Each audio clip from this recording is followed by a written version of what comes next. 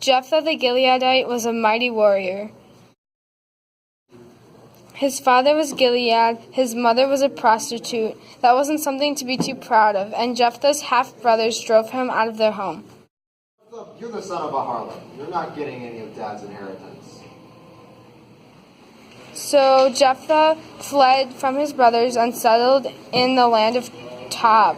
Afterwards, the Ammonites attacked Israel, and the elders of Gilead went to Jephthah. It will surely fall. Hold on. You just forced me to leave, and now you're telling me to command your army? That's in the past. If you help, you will be head of all that is in Gilead. Ugh, I don't trust you. But the Lord hold us to this promise. Okay, I'll come. So Jephthah went with the elders of Gilead, and the people made him head commander over them. Then Jephthah sent messengers to the Ammonite king to know what you have against Israel.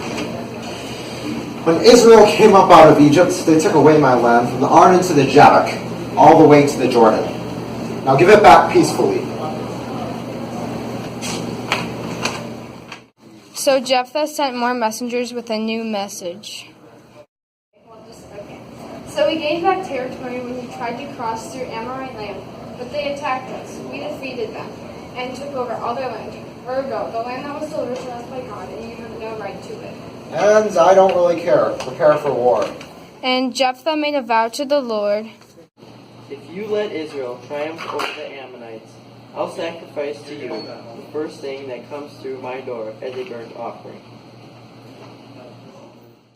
So the Israelites and the Ammonites did battle. Jephthah devastated 20 towns from Aroer to the vicinity of Minnith, as far as Abel Karamim. Thus Israel subdued Ammon.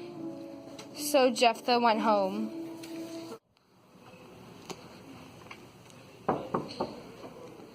Hello, Father. Oh no, my daughter. I made a vow to the Lord that the first thing to come out of my house would be a sacrifice. It's fine. If you have given your word to God, at least let me roam the hills for 3 months with my friends. All right. So Jephthah did as he vowed. From this comes the Israelite tradition that each year the women of Israel go out for 4 days to commemorate the daughter of Jephthah the Gileadite. Jephthah went on to lead a campaign against the Ephraimites after they accused the Israelites of intentionally not allying themselves in the fight against the Ammonites. For 6 more years did Jephthah judge Israel until he was called home to God.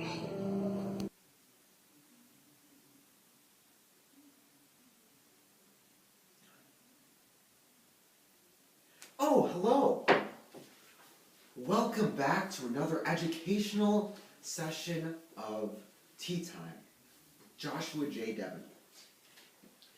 Today, we will be discussing Jephthah the Gileadite. Let us first explore what made Jephthah unique as a leader of Israel. Jephthah was the son of a prostitute, a sinful profession condemned by Israel. Children of prostitutes were often considered to be mistakes of sorts, and were looked down upon. This can be most obviously seen when Jephthah was exiled from his home and forced to go to Tob. The other very notable fact about Jephthah was his vow to God. He vowed to sacrifice the first thing to exit from his home upon his return. This, of course, ended up being his daughter, who by her last wish began an Israelite tradition.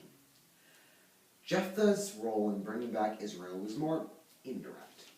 We can explain it using the rebellion, repression, repentance, release, restoration cycle of Israel. During Israel's good times, they began to be greedy. This can be seen with Jephthah's half-brothers rejecting him in order to gain more of their inheritance. This can be seen as a rebellion part of the cycle of Israel. However, when the Israelites were brutally attacked by the Ammonites in the repression part, they began crawling back to Jephthah, pleading with him for help. This is the repentance part of the Israelite cycle. Finally, Jephthah brought the Israelites to victory, thereby releasing Israel from their repression. This rekindled their faith in the Lord, restoring it to its formal nature, void of heresy and idolatry. However, the Israelites, the sinful bunch they are, will undoubtedly return to their immoral tendencies in the near future.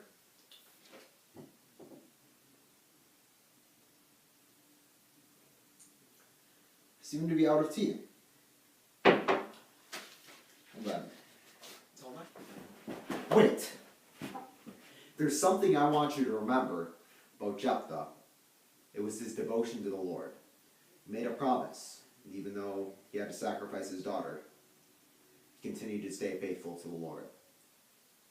Now, nowadays, God won't ask us to sacrifice our daughters, but we should still try to replicate Jephthah's devotion to the Lord, for it was so great.